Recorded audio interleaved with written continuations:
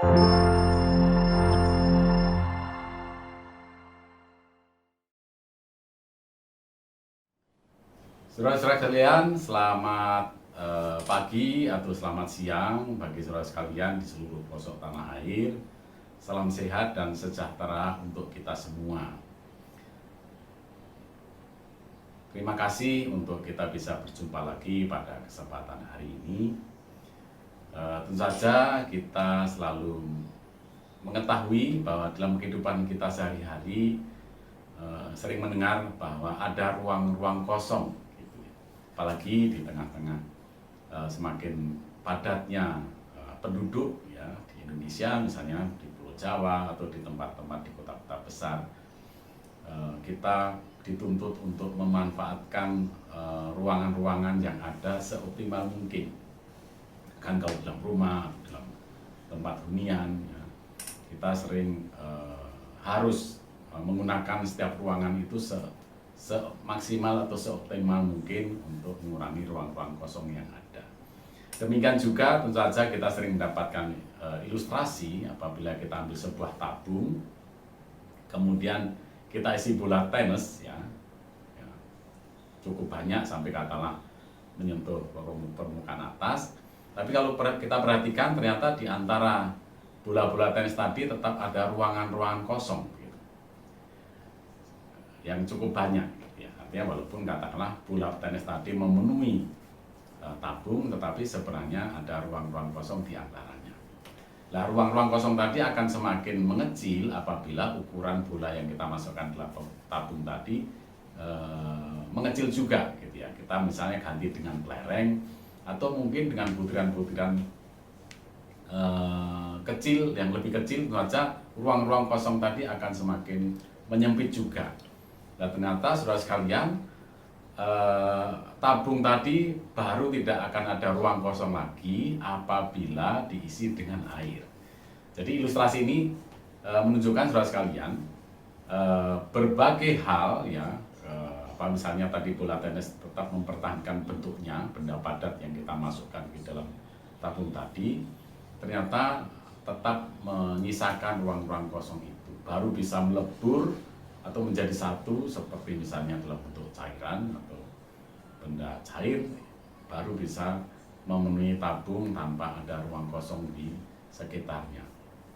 Nah, ilustrasi ini bisa menggambarkan sebenarnya berbagai hal aktivitas yang kita lakukan, mungkin berhubungan dengan pekerjaan, pelayanan, organisasi, lembaga dan sebagainya, yang katakanlah mungkin bekerja menurut katakanlah mungkin tugas dan fungsinya masing-masing ya, dan sering mempertahankan katakanlah bentuknya sendiri-sendiri. Lah ternyata hal demikian juga menyisakan ruangan-ruangan kosong atau paling tidak ada gap-gap di antara hal-hal yang dikerjakan oleh berbagai pihak yang berbeda, termasuk misalnya di dalam pelayanan sekalipun.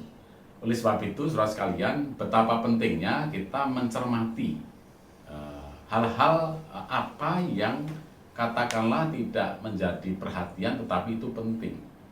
Jadi bagaimana kita berupaya untuk mengisi ruang-ruang kosong tadi dari berbagai hal, berbagai aktivitas yang dikerjakan oleh berbagai pihak, katakanlah dengan mempertahankan bentuknya masing-masing, itu dibutuhkan atau diperlukan untuk melengkapi ruang-ruang kosong tadi agar tidak ada kekosongan atau disparitas dari yang sesungguhnya dibutuhkan.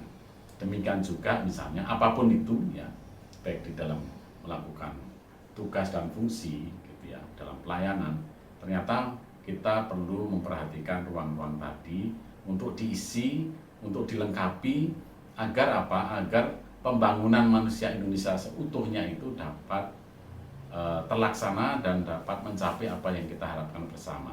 Dan itulah makna dari katakanlah bagaimana kita mengisi kemerdekaan itu. Jadi mengisi supaya penuh betul gitu. Jadi tidak menyisakan ruang-ruang kosong yang menimbulkan mungkin disparitas, bahkan mungkin saling serang, saling menghujat dan sebagainya. Tapi sebenarnya kita bisa saling mengisi, saling bahu-membahu, memperkecil ruang-ruang kosong tadi, kalau perlu bahkan tidak menyisakan ruang-ruang kosong tadi, oleh karena semua bisa berfungsi secara baik dan optimal untuk sama-sama membangun negeri ini yang kita cintai. Demikian saudara sekalian makna dari ruang kosong. Mudah-mudahan ini menjadi bahan perenungan dan inspirasi untuk kita membangun bangsa ini dan menjadi pelaku-pelaku untuk mengisi kemerdekaan yang sudah dicapai oleh para pendiri negara ini, dan kita berhutang budi kepada mereka. Demikian, terima kasih.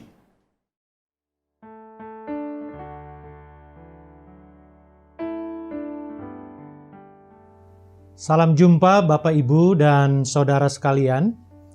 Dengan kami, channel Ruang Kosong, dan hari ini kita memasuki tayangan perdana untuk channel Ruang Kosong ini. Dan tema hari ini yaitu kita bertepatan dengan memperingati kesaktian Pancasila pada tanggal 1 Oktober 2021, maka kami di sini dengan beberapa narasumber akan menyampaikan beberapa hal yang kami harapkan bisa memberikan pencerahan kepada Bapak, Ibu, dan Saudara sekalian. Dan kami semua ada di dalam forum diskusi, dan kami tidak sedang mendikte Bapak, Ibu apa yang harus dilakukan, tetapi kami mengajak kita semua untuk merenungkan kembali arti dan makna Pancasila. Dan kami berharap melalui channel ini, Ruang Kosong, kami bisa mengisi ruangan-ruangan yang perlu memang diisi oleh orang-orang dari berbagai latar belakang profesi. Dan hari ini kita kedatangan narasumber yang berasal dari latar belakang pendidikan, pekerjaan atau profesi yang beragam, berbeda. Dan secara singkat kami ingin memperkenalkan para narasumber kita hari ini, yaitu yang pertama ada Pak Frederick J. Pinakunari. Beliau secara singkat kami sampaikan beliau adalah seorang lawyer atau pengacara, dan beliau juga banyak melayani atau bergerak di dalam berbagai organisasi, dan khususnya saat ini beliau juga menjadi ketua umum dari Perhimpunan Profesi Hukum Kristiani Indonesia atau disingkat PPHKI. Dan narasumber yang kedua yaitu Ibu Dini, yang lebih akrab kami memanggilnya Mbak Dini. Beliau adalah seorang pekerja sosial dan juga mempunyai latar belakang pengalaman media yang cukup mumpuni. Beliau juga hadir. Kemudian yang terakhir dan tidak kalah penting yaitu Profesor Ignatius Sutapa, yang hari ini beliau adalah mewakili ilmuwan, peneliti di LIPI, dan juga beliau juga adalah Direktur Eksekutif dari Asia Pacific Center for Hydrology gitu, yang bersama-sama dengan PBB, United Nations Organization, dan berkiprah di Indonesia. Dan hari ini kita akan sedikit merenungkan dan kemudian menggali kembali makna nilai-nilai yang ada di Pancasila. Dan tema hari ini tentang kesaktian Pancasila. Apanya yang sakti? Begitu ya Bapak Ibu Saudara sekalian. Jadi tetap ikuti kami, tetap ikuti diskusi kita saat ini, dan kami berharap ini semua bisa menjadi berkat bagi Bapak Ibu sekalian.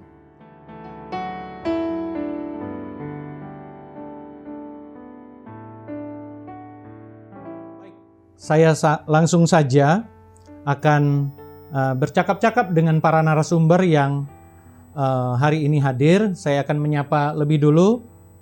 Selamat siang Pak Frederick. Selamat siang Bang Bobi. Selamat siang Ibu Dini. Siang Pak Bobi. Iya. Selamat siang Pak Ignatius. Ya, selamat siang. Ya. Salam sehat semuanya. Terima kasih untuk kehadiran Bapak dan Ibu sekalian, dan suasana kita tetap berjalan secara santai. Dan sebagai aturan main kita pada siang hari ini, talk show kita pada siang hari ini, jikalau Bapak Ibu ingin menjawab atau menjelaskan sesuatu, silahkan dibuka maskernya, dan setelah selesai baru kita akan pasang lagi. Bapak Ibu bisa pasang kembali maskernya.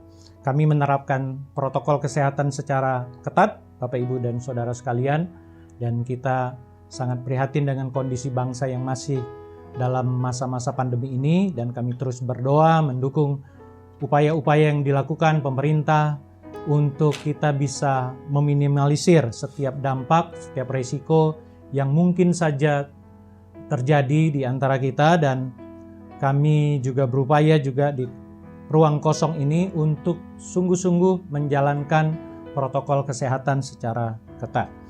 Baik, Bapak Ibu dan saudara sekalian, kita akan langsung mulai dengan bertanya lebih dulu kepada para narasumber.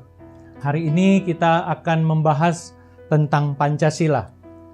Mungkin untuk kesempatan pertama, kami ingin bertanya kepada yang terhormat Pak Frederick sebagai lawyer ya, tentang Pancasila. Kita tahu bahwa Pancasila ini yang kita peringati kesaktiannya hari ini itu sungguh-sungguh punya makna. Dan setiap orang dengan latar belakang berbeda tentu punya pemahaman yang berbeda juga. Nah, kami ingin bertanya kepada Pak Frederick, kira-kira apa pandangan Pak Frederick secara umum tentang Pancasila? Pancasila adalah dasar negara, falsafah hidup bangsa. Kemudian dari sisi perspektif seorang pengacara, orang yang bergerak di bidang hukum, yang keluar masuk ruangan pengadilan, dari sidang ke sidang dan lain sebagainya, kira-kira bagaimana Bapak Frederick memaknai secara umum tentang Pancasila? Silakan Pak. Baik, terima kasih Bang Bobi. Dalam perspektif seorang praktisi hukum, Pancasila adalah sumber dari segala sumber hukum yang ada di Republik Indonesia. Segala peraturan perundang-undangan yang ada harus mengarah, mengacu, berpedoman kepada Pancasila yang adalah dasar negara. Jadi Pancasila memegang peranan yang teramat sangat penting. Sekarang ini arus globalisasi begitu besar terjadi. Nilai, pemahaman, konsep dari luar negeri itu berdatangan, sangat deras masuk ke Indonesia. Tantangannya adalah bagaimana bangsa dan negara Republik Indonesia bisa tetap mengoperasikan hukumnya dengan berpegang kepada nilai-nilai luhur yang dikandung di dalam Pancasila itu. Karena kita sangat memahami bahwa para founding fathers kita ketika mereka mendefinisikan, membuat Pancasila, itu betul-betul lahir, berangkat dari nilai-nilai luhur yang ada di bangsa dan negara kita. Contoh, kita mengenal konsep musyawarah.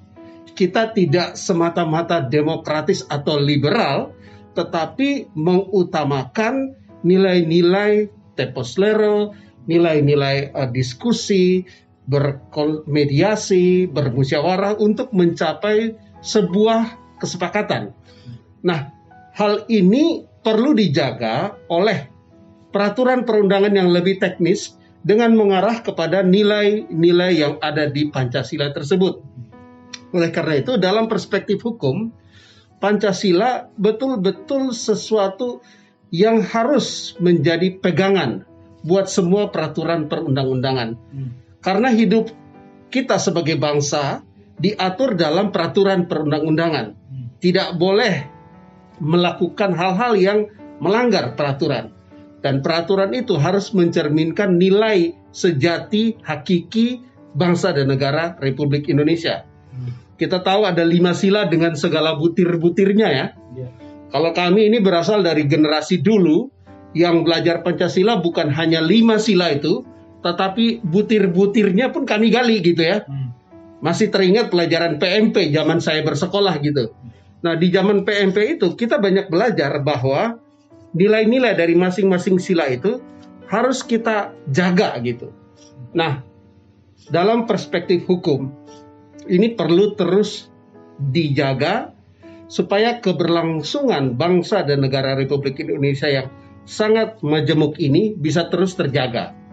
Kenapa? Karena kita tahu bahwa Indonesia ini kan sangat majemuk, 270 juta jiwa, ada 1.100-an bahasa, ada 700-an suku, dan seterusnya. Banyak sekali. Potensi perpecahan dan segala macam bisa terjadi, tetapi dengan berpedoman kepada Pancasila yang akan menaungi setiap peraturan perundang-undangan, maka itu akan menjaga, membuat bangsa dan negara kita tetap baik. Saya kira sebagai pengantar begitu. Terima kasih. Terima kasih Pak Fredrik. Jadi apa yang saya catat beberapa poin, dan kita berharap nanti di sesi berikutnya kita bisa gali lagi.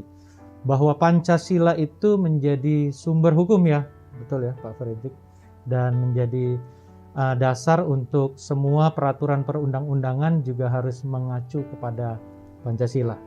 Oke. Nah, kemudian kalau menurut Ibu Dini, apa sih Ibu seorang pekerja sosial yang saat ini juga saya dengar juga melakukan banyak pergerakan aktivis juga untuk perlindungan anak, kesehatan anak, dan lain sebagainya. Nah, dan Ibu juga adalah seorang ibu rumah tangga. Menurut Ibu Dini, kacamata seorang ibu, apa sih Pancasila? Iya. Silakan, Ibu Dini bisa buka maskernya, bisa menjelaskan. Baik, terima kasih Bung Bobi. Lepas dari bahwa Pancasila sebagai dasar negara itu adalah sesuatu yang sudah final ya, yang sudah menjadi ketentuan hukum yang mengatur tata hidup masyarakat di kehidupan berbangsa dan negara, kita harus ingat bahwa Pancasila ini bukan sekedar rule dalam arti struktural ya, tetapi Pancasila sebenarnya merupakan anugerah buat Indonesia itu. Kenapa? Karena Pancasila itu adalah bentuk mengkristalnya seluruh nilai-nilai kearifan lokal yang hidup sudah begitu lama pada memang berbagai etnik yang ada di Indonesia, gitu ya. Kenapa kita sebut sebuah anugerah? Karena kita tahu ya, kita ini 17.000 pulau sekian, nggak tahu deh itu sudah ada namanya semua apa belum gitu ya Pak. Mungkin ada yang belum ada namanya. Ratusan etnik gitu ya. Itu bisa terkristal dalam 5 sila Pancasila itu gitu. Baik ketuhanan yang kemudian terekspresi atau dihayati oleh rupa-rupa keyakinan yang ada di Indonesia, rupa-rupa agama yang ada di Indonesia.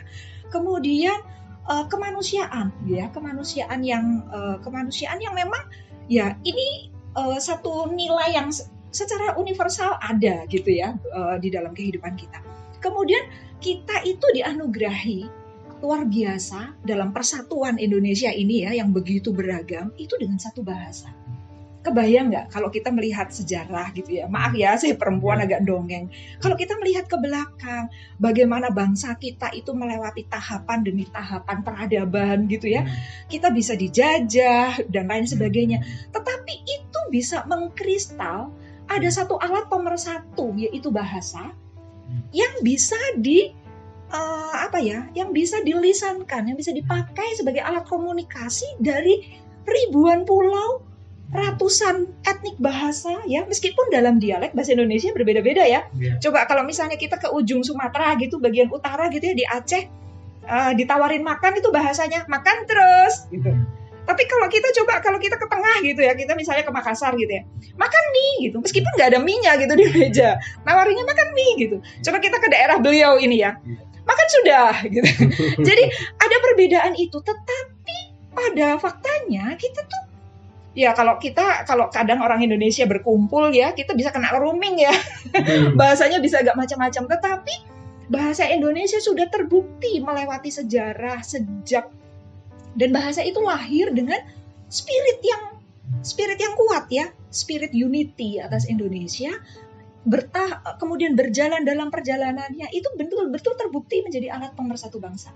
Bayangkan kalau kita nggak punya bahasa yang satu, begitu. Kemudian seperti permusyawaratan, itu kan Indonesia banget yang namanya musyawarah, berembuk, ngobrol ya. Kemudian itu di semua adat kita ada musyawarah adat, begitu ya. Kemudian keadilan, ya itu kan memang tujuan dari negara ini dibangun adalah kemakmuran, kesejahteraan bagi seluruh rakyat Indonesia gitu ya. Jadi menurut saya secara legal memang benar ya Pak, kita harus diatur dalam kehidupan bersama. Tetapi kita tidak boleh lupa bahwa Pancasila adalah gabungan atau kristalisasi dari nilai-nilai yang memang ada, yang memang sehari-hari kita hidupi begitu ya. Jadi ya seperti itu. Jadi menurut saya Pancasila ya itulah warnanya kita gitu, warna yang berbeda tetapi satu, warna yang beragam, warna yang perlu musyawarah, warna yang berbagai latar belakang tapi satu tujuan begitu. Ya seperti itu gambarannya. Itu bagi saya ya Pak Bobi. Ya, jadi Pancasila merupakan anugerah untuk Indonesia ya Bu ya. Dan ini merupakan, kalau tadi saya meminjam bahasanya Ibu Dini, Mbak Dini, adalah Pancasila ini juga yang akhirnya menjadi bahasa yang mempersatukan begitu ya, dari barat, tengah, timur, dan semuanya punya satu, walaupun berbeda dialek, berbeda bahasa suku dan lain, bahasa daerah dan lain sebagainya, tetapi oleh Pancasila kita sepertinya punya satu bahasa ya. Oke, terima kasih Ibu Dini.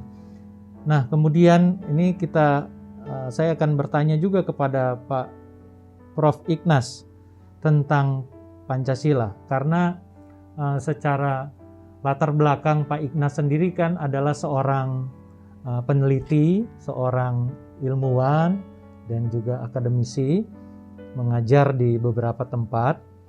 Dan saya juga ingin menggali lebih lagi, Pak Prof, tentang kalau di kalangan ilmuwan atau di peneliti atau akademisi yang katakanlah boleh dibilang tiap hari mereka mungkin akan bertemu banyak orang dan mengajarkan sesuatu yang mereka miliki dengan segala pengetahuan, ilmu pengetahuan yang ada.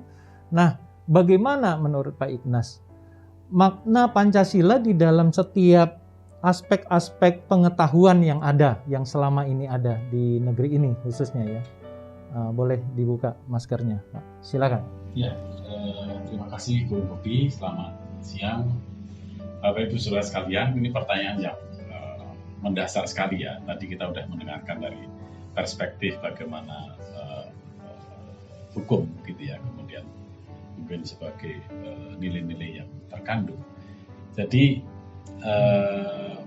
menurut saya mencoba merenung ulang gitu beberapa waktu terakhir gitu. Mengapa Pancasila ini begitu bernilai begitu ya? Kalau saya sebagai seorang ilmuwan, ini Pancasila ini merupakan temuan yang mungkin paling penting bagi negeri ini. Ya kalau kita sebagai peneliti, sebagai yang sering melakukan kajian-kajian, tentu saja ini sesuatu temuan yang sangat berharga. Dan katalah sampai hari ini belum ada teori lain yang membatalkan itu kata gitu ya. Pancasila merupakan kristalisasi, tadi sudah sebutkan istilah itu, yang katakanlah pilihan yang bagi saya itu cerdas. Itu di antara berbagai keragaman yang baik dari sisi budaya, bahasa, kemudian etnis, kemudian bahkan keyakinan dan sebagainya, itu akhirnya terpilihlah itu. Gitu.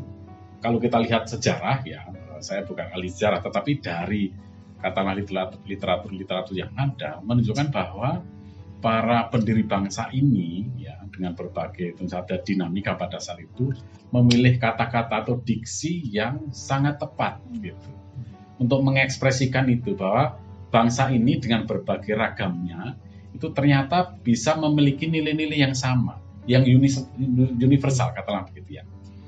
katakanlah misalnya ya ada pilihan jadi 5 sila pun itu sesuatu yang luar biasa bagi saya. Ya.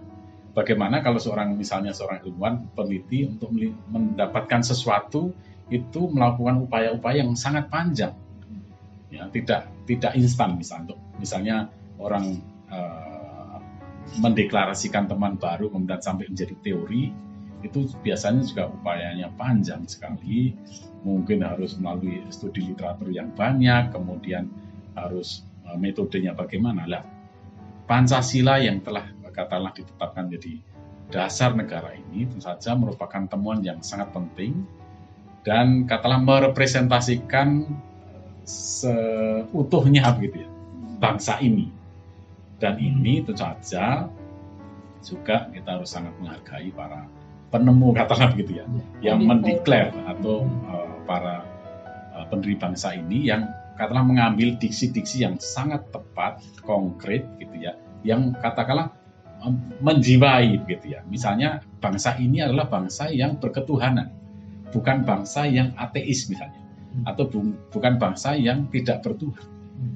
Ya, karena itu juga terrepresentasikan dari betapa banyaknya keyakinan misalnya. Tetapi ternyata bisa satu bahwa kita mendeklarasikan diri sebagai bangsa yang bertuhan, bukan bangsa yang tidak bertuhan. Artinya ada nilai-nilai ketuhanan yang menjadi fondasi dari bangsa ini. Kemudian ada nilai-nilai kemanusiaan, ini juga nilai universal. Ya dimanapun ya, kita sebagai manusia yang berakal budi beradab, tentu saja mempunyai nilai-nilai kemanusiaan yang sama. Ya, bukan untuk orang-orang tertentu saja. Gitu ya. Kemudian di sana ada juga nilai persatuan. Ya, dimanapun di dunia ini, persatuan adalah modal yang utama gitu ya. Kalau sebuah bangsa akan menjadi bangsa yang besar, terpecah-pecah tidak mungkin menjadi bangsa yang besar. Gitu ya. Kemudian tadi disinggung misalnya kita ada nilai-nilai musyawarah, bahkan itu sudah ada zaman dulu, dan itu akhirnya dipilih menjadi bagian dari nilai budaya bangsa ini. Musyawarah sudah ada dalam zaman dulu, mengenai bahwa nanti ada katakanlah deviasi-deviasi ya itu tergantung pelakunya sebenarnya. Tetapi nilai-nilai dasar tadi yang menjadi fondasi bangsa ini itu nilainya sangat universal, katakanlah bisa mewadahi semua aspek, kemudian nilainya tetap gitu misalnya. Nilai yang katakanlah tidak ada endingnya gitu. Bisa katakanlah berlaku di segala zaman gitu mestinya. Kenapa itu kita pilih menjadi dasar negara. Kemudian ada nilai-nilai sosial, kemanusiaan, kesejahteraan. Tentu saja ini sebenarnya mencerminkan dari nilai-nilai bangsa ini yang sudah ada di sejak zaman dahulu kala. Katakanlah mungkin sejak zaman kerajaan-kerajaan zaman dulu, kemudian itu dari generasi ke generasi sampai katakanlah dipilih ya, menjadi dasar negara, terkristal gitu ya. Pilihan-pilihan kata-kata yang sangat cerdas dan tepat.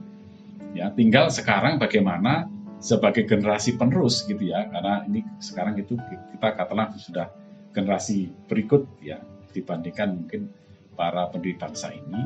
Bagaimana kita sekarang memaknai itu dengan nilai yang sama, tetapi mungkin dalam era yang berbeda. Jadi bagi saya sebagai ilmuwan katakanlah begitu ya, merupakan temuan yang paling penting bagi negeri ini, menjadi fondasi dan harus kita pertahankan, ya kapanpun dan dimanapun. Tinggal bagaimana mengekspresikan itu.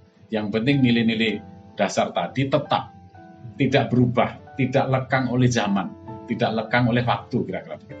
Jadi sekali lagi Pancasila merupakan temuan terpenting bagi bangsa ini yang harus dijaga dan dipelihara sampai kapanpun. Mungkin itu Bung Bobi ya. Nah, kalau begitu Pak, ini saya catat sebagai sesuatu yang sangat menarik, bahwa ini adalah temuan paling penting.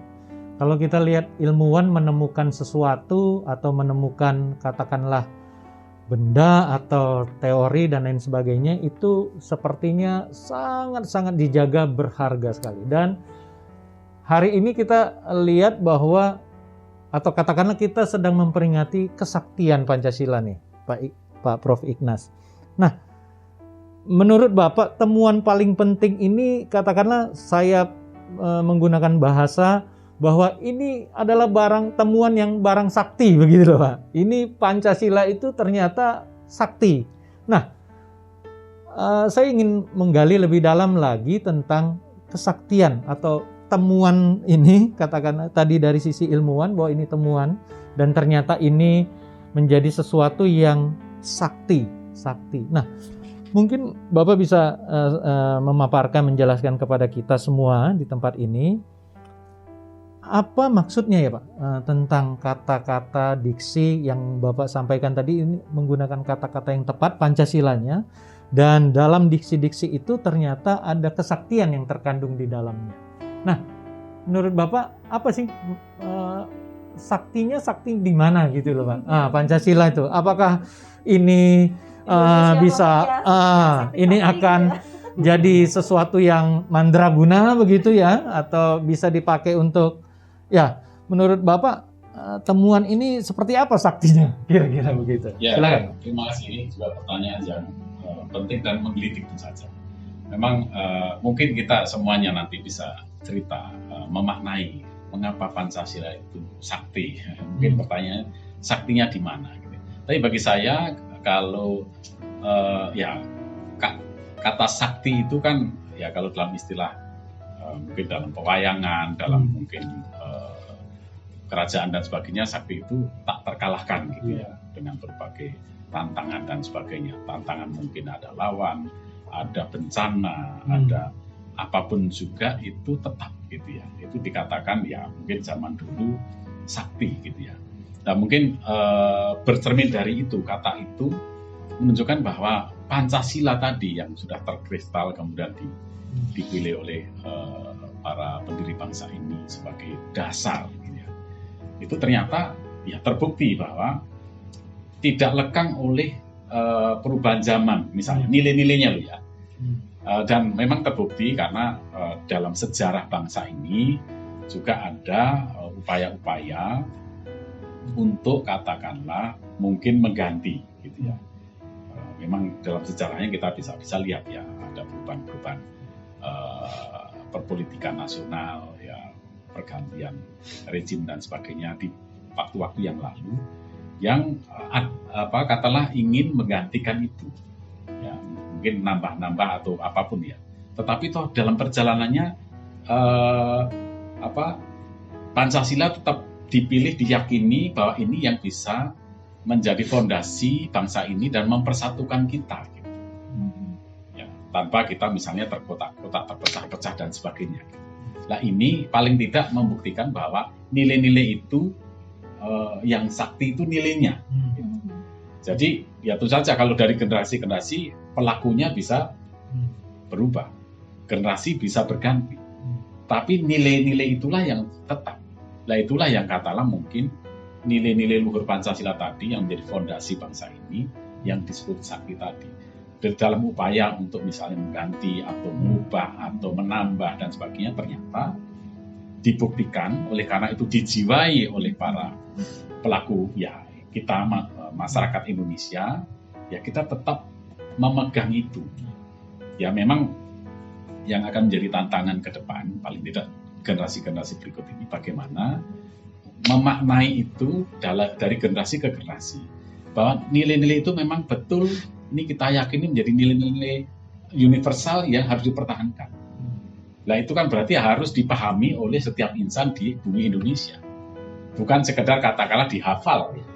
Mungkin memang bagus kita selalu misalnya mendeklarasikan sila-sila Pancasila dalam berbagai kesempatan, dalam upacara, dalam apel dan sebagainya, itu bagus untuk mengingatkan kita.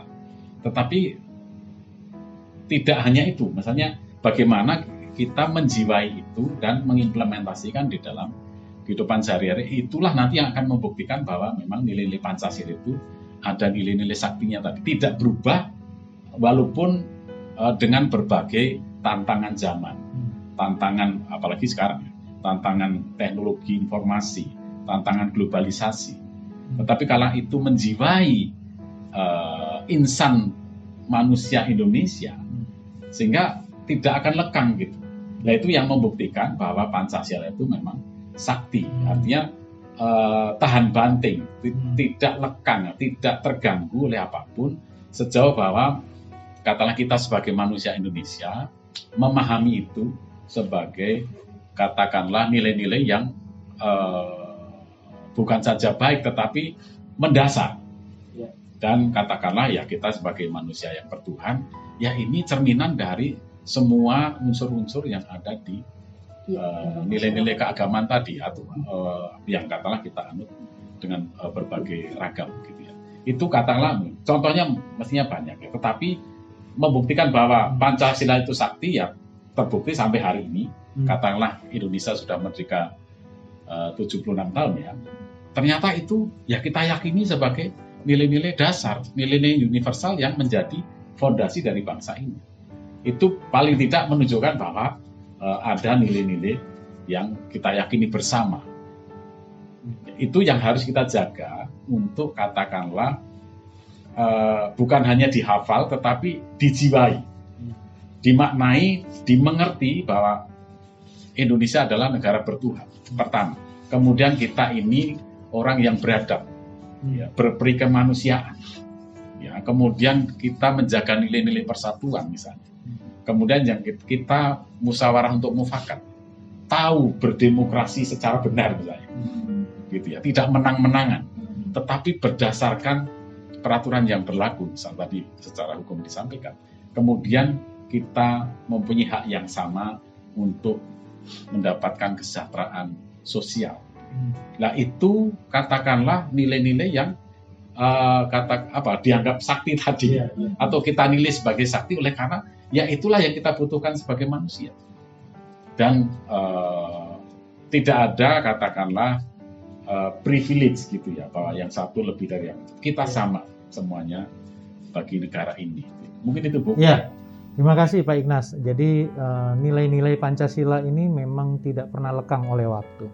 Dan saya catat juga ada bahwa nilai-nilai ini tidak bisa, sekalipun ada upaya-upaya untuk mengganggu, mengubah dan lain sebagainya, tetapi karena itu tadi ada orang-orang atau manusia-manusia masyarakat Indonesia yang akhirnya menjaga itu, dan ketika upaya-upaya dilakukan di situ kelihatan bahwa ternyata kesaktiannya bisa terimplementasi dalam kehidupan orang-orang yang tadi itu, yang menjaga, menyepakati untuk bahwa ini sesuatu yang nilainya sangat-sangat berharga yang tidak lekang oleh waktu. Nah, saya lanjut ke Mbak Dini. Kalau menurut Mbak Dini, apakah saktinya apakah sama dengan yang disampaikan Pak Ignas, atau ada dari sisi yang berbeda dari seorang pekerja sosial yang juga ya mungkin kita lihat juga realita yang ada sekarang? Menurut Mbak Dini apa sih sakti gitu? Saya setuju ya sama Prof. Ignas tadi sampaikan bahwa Pancasila sakti itu sebuah temuan yang luar biasa, teruji dalam perjalanan waktu ya, berdirinya bangsa ini sampai 76 tahun. Itu terbukti kesaktiannya. Artinya apa? Apapun upaya ya selama ini yang merongrong Pancasila gitu ya. Bahkan sempat fatal ya. Pancasila boleh dibilang, kita harus jujur ya, mengakui ya, di dalam kehidupan bernegara kita Pancasila sempat menjadi alat propaganda ya Pak ya, untuk tujuan kepentingan politik. Kita harus akui itu. Tapi pada akhirnya upaya-upaya untuk mengganti itu tidak bisa. Kita lihat ya dalam perjalanannya. Satu contoh ya, kita sedikitlah melengok sejarah gitu ya. Pancasila itu dalam prosesnya dilahirkan oleh para pendiri bangsa kan sebenarnya udah sebuah proses demokrasi. Bayangkan ya, menjadi nama Pancasila, kalau kita boleh belajar sejarah ya, itu lahir dari menerima masukan, ada utusan delegasi dari timur, sempat dirumuskan menjadi dengan Piagam Jakarta, kemudian masukan-masukan itu dikembalikan lagi, diterima ya, kembali lagi menjadi pengamalan ketuhanan misalnya, itu yang bisa dihayati oleh semua golongan agama yang ada di Indonesia. Dalam prosesnya pun berlaku demokrasi. Contoh ya, Ini contoh nih ya, agak dongeng dikit boleh ya. Saya tahun lalu itu ke Kalimantan, saya kunjungi Istana Kadriah. Di situ, di istana itu saya masuk, saya bingung, agak bingung gitu. Kenapa ada gambar burung Garuda? Garuda Pancasila. Ketika guide menjelaskan, iya, Sultan Hamid II dari Istana Kadriah di Pontianak itulah yang mendesain gambar Garuda Pancasila. Pernah nggak disebut dalam sejarah? Enggak. Kenapa? Karena gambar desain itu dibawa oleh Profesor Muhammad Yamin ya, Pak Muhammad Yamin di dalam pembentukan mendefinisikan apa yang menjadi dasar negara kita pada waktu itu ya. Jadi itu kan perwakilan.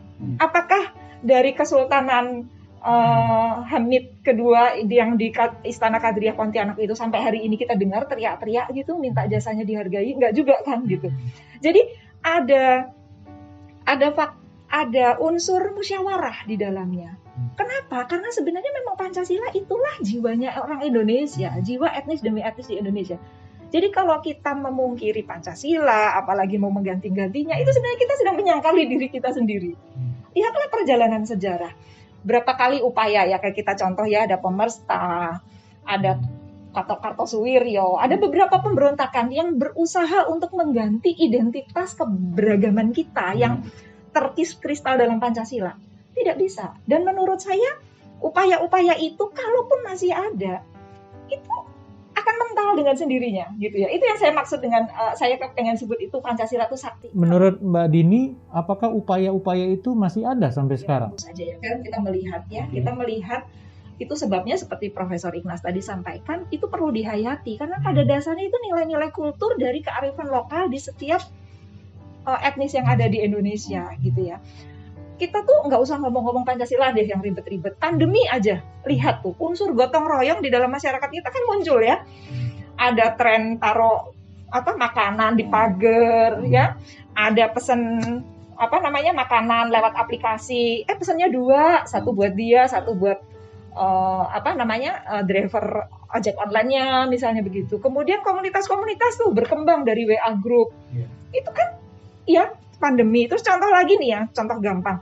Tempo hari ada rumah sakit apungnya Dokter Lee terbakar gitu ya. Diinisiasi ada influencer yang bilang, tiba-tiba satu kapal tenggelam dan terbakar, tiba-tiba bisa terwujud lagi begitu kan. Dan kita kan sering sekali ya.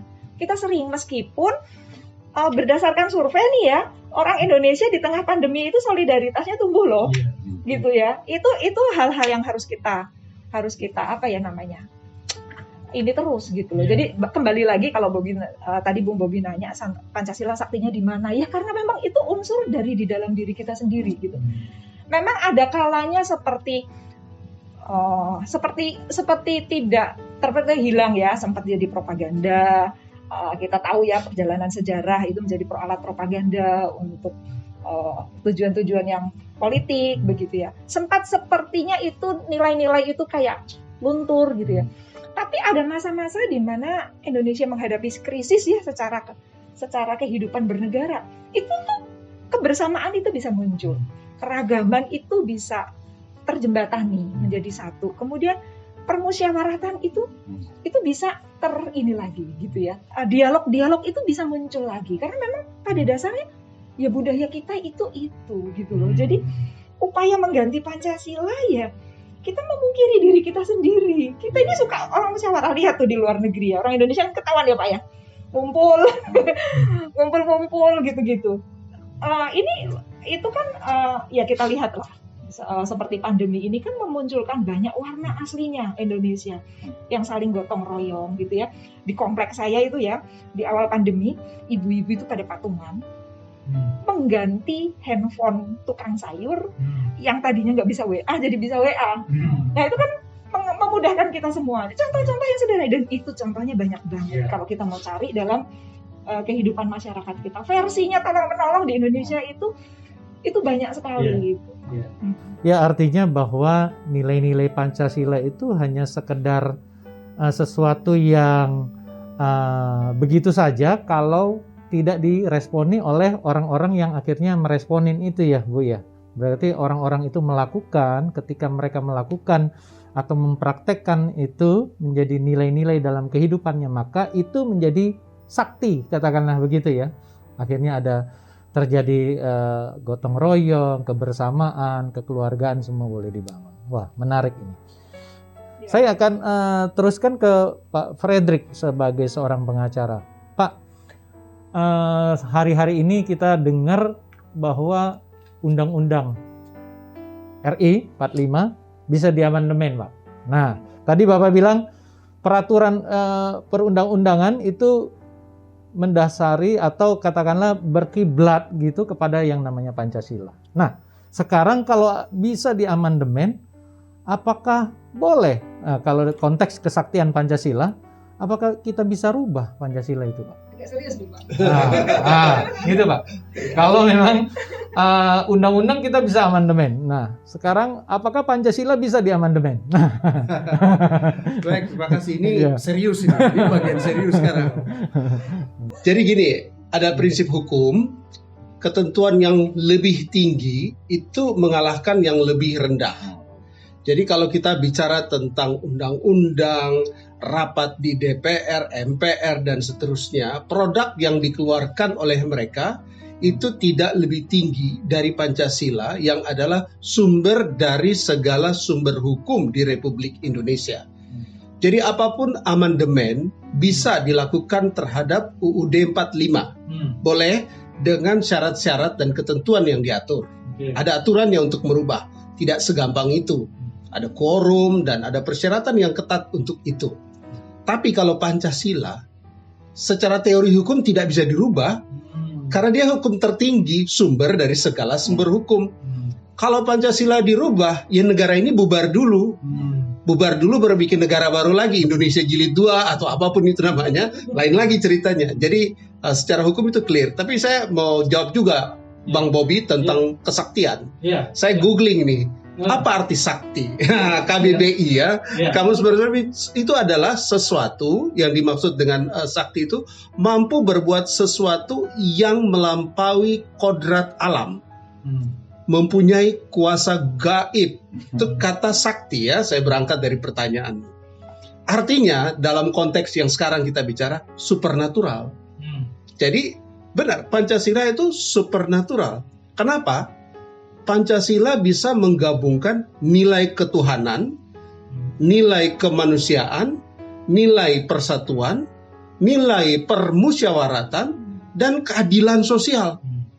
Ini 5 konsep dasar sebuah kehidupan yang dirangkum dalam satu yang namanya Pancasila. Makanya sakti, makanya supernatural. Ya, seperti yang tadi kita bahas di awal. Ada 270 juta penduduk Indonesia, 17.000 pulau di Indonesia, 714 suku, dan 1.100 bahasa. Untuk menyatukan ini semua, kalau nggak goib itu nggak bisa. Kalau nggak sakti, kalau nggak supernatural, nggak akan bisa. Bagaimana orang Sumatera dulu yang punya kerajaan dulu ya, Sriwijaya, kemudian yang di Jawa ini ada banyak yang Majapahit dan seterusnya yang ketika itu berjaya di bidangnya masing-masing. Kutai Kartanegara di Kalimantan. Semua itu punya glorifikasi di masa lalu yang luar biasa. Kalau tidak sakti Pancasila, mereka itu nggak akan tunduk dan mau ikutan yuk satu sama kita di dalam negara bingkai NKRI. Nggak akan bisa. Butuh sesuatu yang supernatural, menyatukan keberagaman yang begitu kompleks seperti yang ada di Republik Indonesia. Kita lihat bagaimana di wilayah-wilayah lain di belahan dunia yang lain. Agama boleh sama, suku sama, pulau satu, tapi terpecah-pecah, tidak menjadi sebuah bangsa. Ya kita tahu kan negara di Timur Tengah, agama satu itu, mayoritas itu banyak di situ, tapi tidak bisa menjadi sebuah bangsa terpecah-pecah. Kita lihat di Afrika juga misalnya, secara etnis pada dasarnya sama semua, tapi tidak bisa karena mungkin mereka nggak punya yang sakti kayak kita.